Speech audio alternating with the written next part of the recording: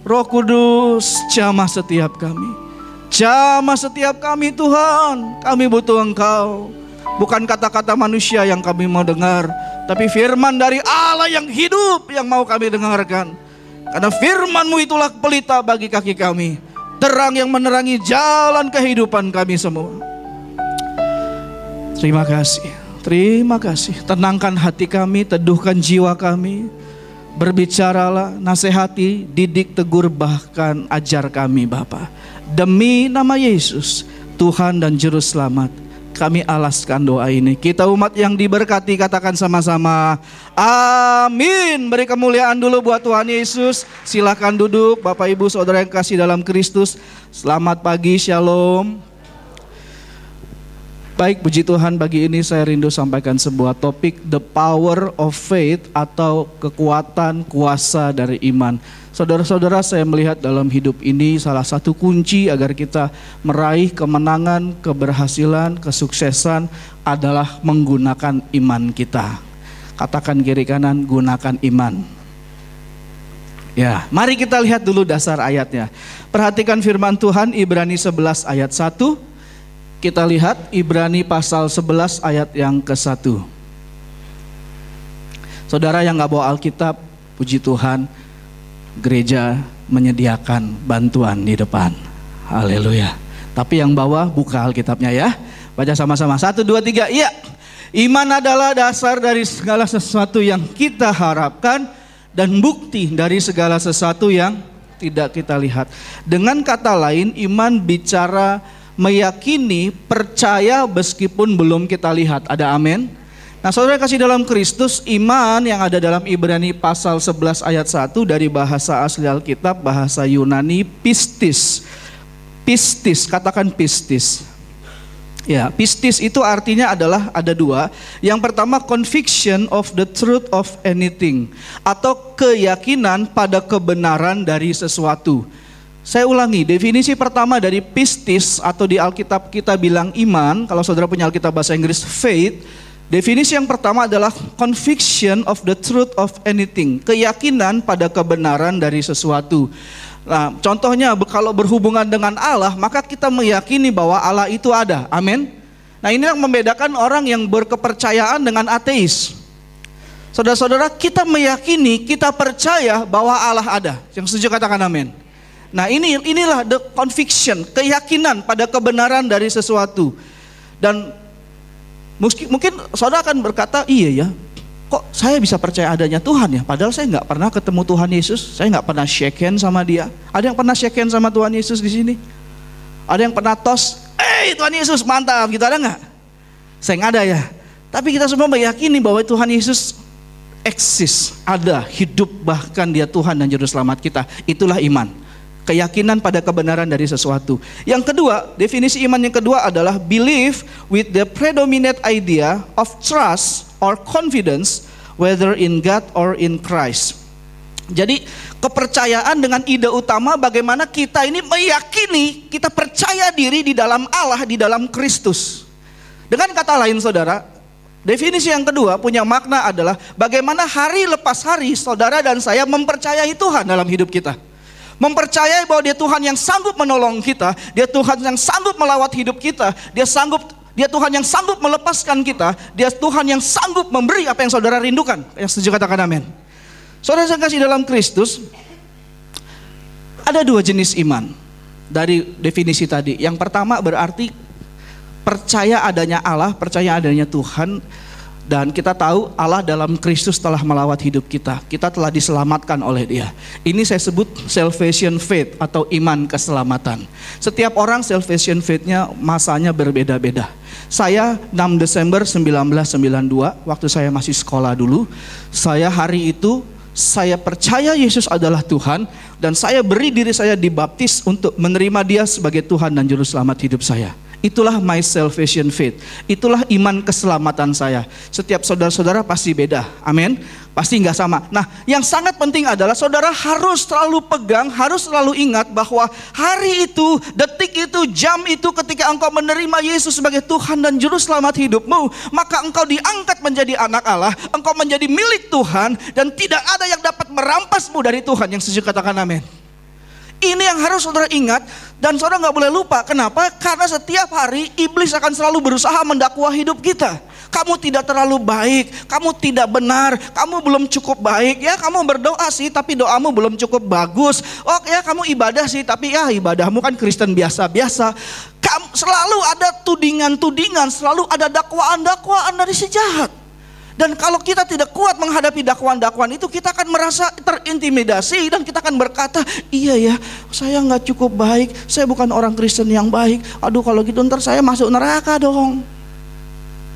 Saudara-saudara, Alkitab berkata, kenakanlah seluruh perlengkapan senjata Allah, ketopong keselamatan, perisai iman, the shield of faith. Kenapa iman dikatakan sebuah perisai? Karena dengan iman kita mengalahkan tembakan-tembakan dari si jahat. Si jahat itu menyerang kita dengan apa saudara? Dakwaan-dakwaan tadi. Saudara nggak boleh lupa ya, hidup kita secara spiritual adalah sebuah peperangan rohani. Setiap hari iblis akan selalu berusaha menghancurkan saudara. Setiap hari iblis akan selalu berusaha melemparkan dakwaan-dakwaan kepada saudara. Dan saudara harus patahkan setiap dakwaan-dakwaan itu dengan kepercayaan, dengan iman keselamatan tadi. Ya memang saya pernah salah, dulu hidup saya gelap, tapi saya percaya sejak saya terima Kristus, dosaku diampuni, aku disucikan, aku menjadi milik Allah. Dan aku tahu kalau aku meninggal, aku ke rumah Bapa. Saudara-saudara, itulah perisai iman yang harus kita gunakan. Iblis tidak pernah lelah untuk mendakwa kita. Dia mendakwa kita siang dan malam. Coba lihat ayatnya. Wahyu 12 ayat 10. Wahyu 12 ayat 10. Supaya saudara tahu yang terjadi di alam roh itu apa. Dan aku mendengar suara yang nyaring di sorga berkata, sekarang telah tiba keselamatan dan kuasa dan pemerintahan Allah kita, dan kekuasaan Dia yang diurapinya, karena telah dilemparkan ke bawah. Siapa yang dilemparkan ke bawah saudara-saudara? Siapa yang dilemparkan ke bawah? Pendakwa. Saudara-saudara kita yang mendakwa mereka. Kapan kita didakwa? Kapan? Seminggu sekali? Sebulan sekali? Kalau iblis ingat? No, siang dan malam di hadapan Allah kita. Ini konteks ayat ini adalah pembicaraan di surga. Jadi roh-roh orang benar yang udah di surga bersuka cita karena iblis sudah dilemparkan ke bawah. Siapa iblis itu? Si pendakwa. Saudara-saudara mereka, berarti kita yang masih hidup, yang mendakwa. Makanya jangan heran kalau saudara baca kisah Ayub, iblis ketemu Tuhan. Iblis mendakwa, ya Tuhan sih yang jagain dia, coba Tuhan gak jagain dia.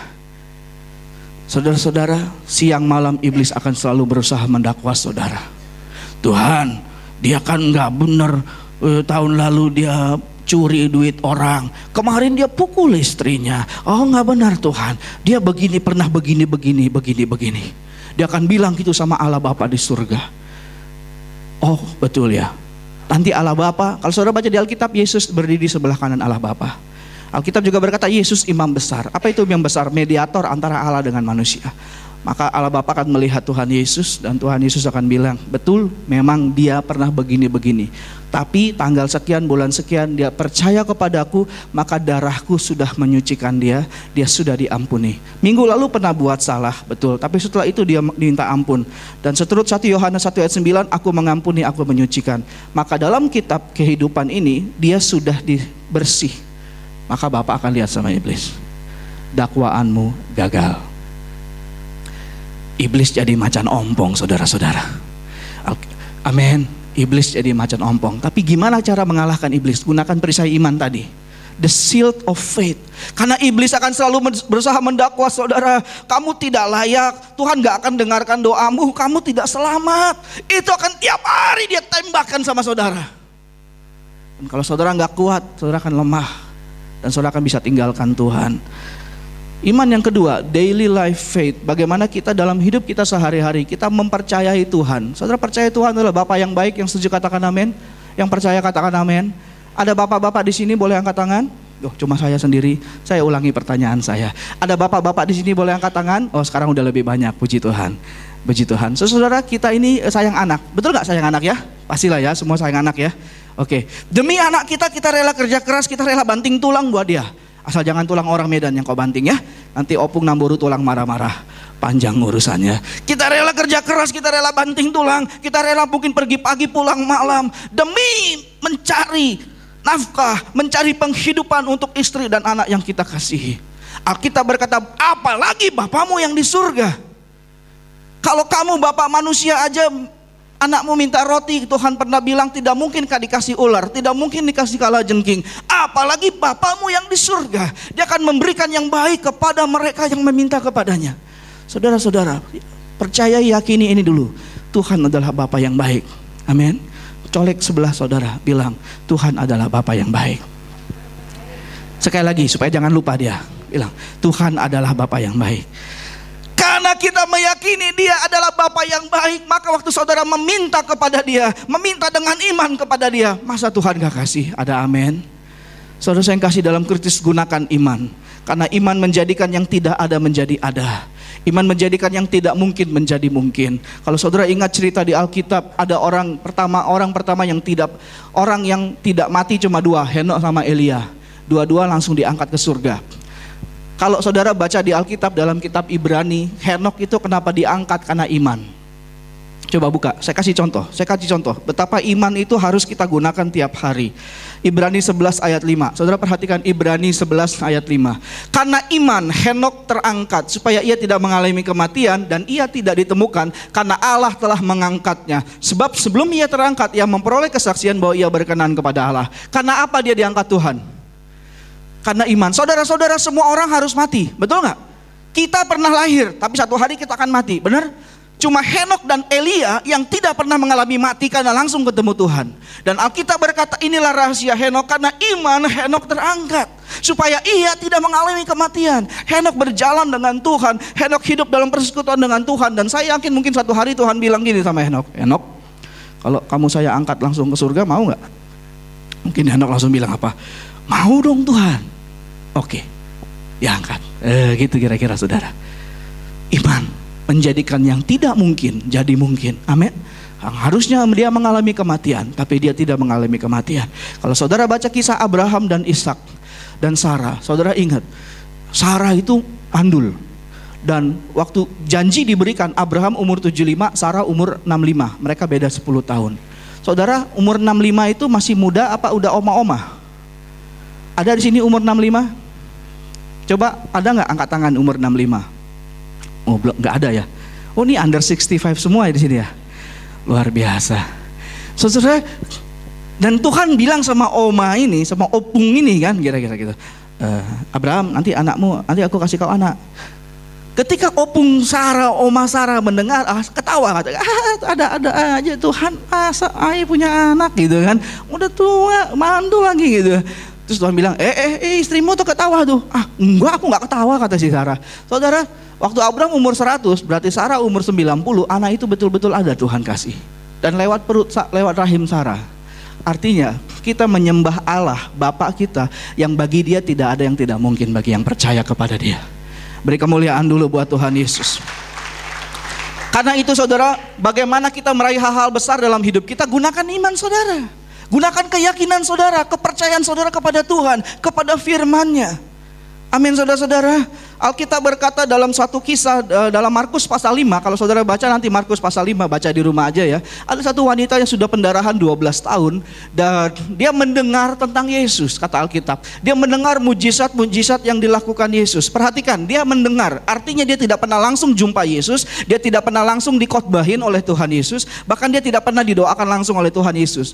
Dalam Markus pasal 5 nanti kalau saudara baca kisahnya, dia mendengar mujizat-mujizat tentang Yesus. Dan satu hari Yesus lewat di daerah dia karena Yesus mau ke rumahnya Yairus. Dan wanita ini kemudian timbul iman dalam hati dia bahwa Yesus sanggup sembuhkan dia. Meskipun dia belum pernah berjumpa langsung, belum pernah mendengar khotbah Yesus. Dan ini sangat penting saudara, perhatikan, kisah ini sangat penting. Kenapa? Karena kita sama dengan wanita ini. Kita tidak pernah jumpa langsung dengan Yesus. Kita mendengar tentang Yesus, betul nggak? Kita dengar dari Alkitab, kita dengar dari pendeta, kita dengar dari guru sekolah minggu, kita dengar dari orang tua. Posisi kita sama dengan wanita ini, mendengar tentang Yesus. Kita tidak langsung dengar Yesus preaching, khotbah sama kita. Nah Alkitab berkata kemudian wanita itu mendekati Yesus dari belakang dan dia berkata gini, asal ku jamah saja jubahnya, aku akan sembuh. Ini sebuah kalimat iman. Asal ku jamah saja jubahnya, aku akan sembuh. Saudara kasih dalam Kristus, dan ketika dia menjamah jubah Yesus, Alkitab berkata maka sembuhlah dia seketika itu juga. Kemudian Yesus merasa, karena itu kan rame itu, semua orang pegang dia. Terus Yesus bilang gini, ada siapa yang pegang saya? Ada tenaga keluar, ada power keluar. Terus murid-muridnya bilang, Guru, semua orang keliling-keliling engkau, semua orang pegang engkau, semua orang berdesak-desakan, dan engkau bilang siapa yang pegang engkau? Karena hari itu banyak sekali orang, saudara, banyak sekali manusia, banyak sekali. Semua pegang Yesus, bahkan mungkin ada yang pegang tangannya Yesus. Tapi kenapa cuma perempuan 12 tahun pendarahan ini yang sembuh? Karena dia datang dengan iman. Saudara, kalau saudara teliti baca Injil, Matius, Markus, Lukas, Yohanes, semua mujizat-mujizat Yesus itu dia aktif. Dia sembuhkan orang, dia pegang tangan orang, dia orang lumpuh dia pegang, orang buta matanya dia pegang, orang mati, hei Lazarus keluar. Selalu Yesus aktif. Perhatikan, saudara teliti Alkitab, Yesus selalu aktif. Tapi khusus dalam kasus mujizat ini, Yesus pasif. Tapi keaktifan wanita itu, imannya menarik power dari diri Yesus, menarik kuasa dari diri Yesus. Saudara-saudara yang kasih dalam Tuhan, kita hanya mendengar tentang Tuhan karena Tuhan hanya pernah hidup 2000 tahun yang lalu. Tapi Yesus yang sama, kuasanya tidak pernah berubah, kasihnya tidak pernah berubah. Yesus yang sama sedang berkata kepada saudara hari ini, tarik kuasa dari diriku, tarik kesembuhan dari diriku, tarik anugerah dari diriku, tarik berkat dari diriku. Itu yang mau aku berikan kepadamu. Ketika wanita itu sembuh, Tuhan bilang gini, hai wanita, imanmu telah menyelamatkan engkau, pergilah dengan selamat. Pujian Yesus memuji imannya, hai wanita, imanmu telah menyelamatkan engkau. Wow, saya bisa bayangkan hari itu dia pulang dengan gembira. Saudara, pendarahan 12 tahun tuh gak mudah. Pasti bau amis dari jauh, betul gak? Dan saya yakin pasti wanita yang lebih tahu nih, pasti kulitnya tuh udah mungkin nempel sama tulang. Karena 12 years, dan Alkitab berkata dia berobat bukannya makin sembuh, makin sakit. Habis duitnya semua, semuanya habis. Mungkin tinggal kurus banget kira-kira gitu, saudara. Tapi hari itu dia berkata, asal ku jamah saja jubahnya, aku sembuh. Dan dia mengalami kesembuhan dari Tuhan. Saudara-saudara yang kasih dalam Kristus, raih Tuhan, jamah, rasakan hadiratnya dengan iman, saudara. Amin. Raih dengan iman. Kita tidak melihat Tuhan, karena Tuhan memang tidak bisa dilihat kecuali dia menyatakan diri kepada kita. Tapi Tuhan itu, dia pribadi yang hidup, dia Allah yang hidup. Dia Allah yang mau beri kesembuhan buat saudara. Amin, saudara-saudara. Datang dengan iman. Perkatakan kata-kata iman. Speak the word of faith. Katakan kata-kata iman dengan keadaan saudara. Apa keadaan saudara? Saudara sedang sakit. Saudara sedang mengalami kesulitan keuangan. Saudara sedang mengalami kesulitan dengan anggota keluarga. Saudara mau jual rumah saudara belum laku-laku. Saya nggak tahu apa kesulitan saudara. Katakan iman kepada kesulitan-kesulitan itu. Speak the word of faith. Katakan kata-kata iman. Katakan aku percaya oleh bilur Tuhan aku disembuhkan. Katakan itu tiap hari kalau saudara sakit. Katakan dalam nama Yesus, gunung-gunung persoalan engkau pergi, karena aku percaya Tuhanku Tuhan yang menolong hidupku. Aku dalam nama Yesus, aku percaya Tuhan memberkati hidupku. Biaya untuk sekolah, untuk kuliah anakku Tuhan akan cukupi dalam nama Yesus. Karena Alkitab berkata dia Jehovah Jireh. Katakan itu tiap hari, saudara-saudara.